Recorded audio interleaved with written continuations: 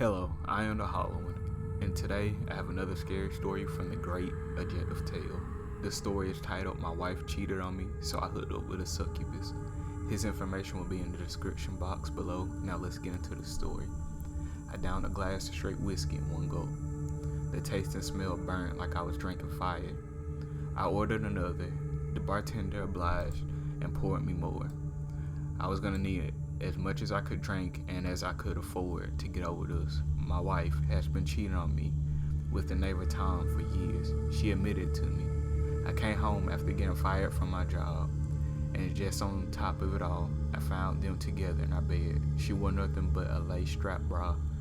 As she was riding him, I only remember shouting my lungs and seeing red. I might have broken Tom's nose in my episode of fury. When I calmed down for a bit, I found the room was a mess with sheets, clothing, and random objects about the floor. My wife, my ex-wife, and her lover, with red running down his nose, huddled on the mattress and looked at me wide-eyed and trembling at the storm of sheer anger. I glared at them both, and I told her, when I come back, you better be gone. And here I was, draining my pain away. Our marriage wasn't perfect, I admit it. But I didn't think it would lead to this, or maybe it was that bad and I just didn't see it. I wasn't sure anything except that alcohol was my only friend. I would gladly indulge in that friendship. I had down the next glass, glad that I was beginning to feel the buzz. Anything to take my mind off this fuck of a day. Rough day, handsome? My thoughts interrupted by a sensual voice. I don't know where she came from, but there she was, right beside me. She was beautiful in a way like she came out of a magazine. She was tanned, long wavy black hair, sporting a little black dress I thought every woman wore. She smelled of cocoa butter and flowers, and her eyes and her smile, they just enveloped me. No one drinks that much unless they had a rough day. Every syllable showed it gave me the tingles and intoxicated me in a way a glass of Jim Beam can. I got fired, and my wife has been cheating on me for years, I blurted out. Booze would just make you open yourself up like a book to anyone. I probably would have spilled my guts out to the disinterested bartender who probably listened to more stories than mine. I didn't care. I just wanted someone to feel sorry for me. My unnamed guest had a martini in her hand. She grabbed the skewer olive and told me, you know, the best way to get over a woman is to get inside a new one, she said. She raised her eyebrows and lit the olive in a very suggestive way. It was soon inside her mouth.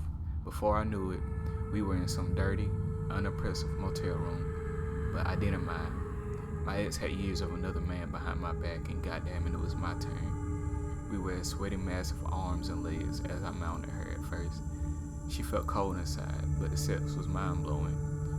What me and my wife had was nothing compared to this. She kept moaning, and I moaned and huffed.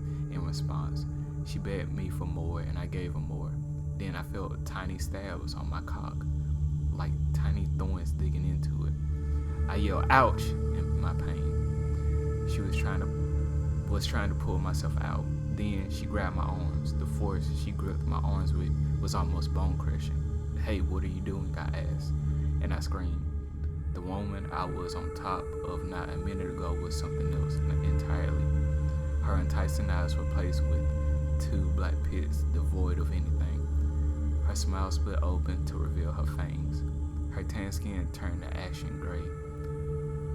Her hair had flattened and thinned like a corpse. Her fingernails felt like knives as they dug into my arms and caused me to bleed. "Give me more." She gave off an inhuman banshee-like wail. I tried to release myself from her bondage. She kept me restrained as I fought my way out of her. It hit the fucking thing as hard as I could, and she cackled at my feeble attempts to fight her off.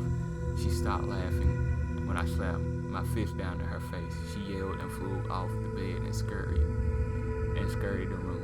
I looked back inside and she was gone. Nowhere to be seen. I went back inside and get my clothes back on. I checked my crotch.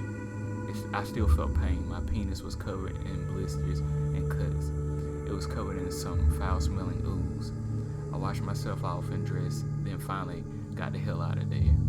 I called my friend to pick me up. I decided not to go to the hospital. My home is empty. I'm finally divorced. I'm debating on hooking up with that girl again. Then I change my mind when I think of the demonic face. I feel sharp pains like thorns in my crotch. Now, if you like this story, please give me a like, subscribe, comment, and share. That would greatly be appreciated. And remember, forever and always, welcome to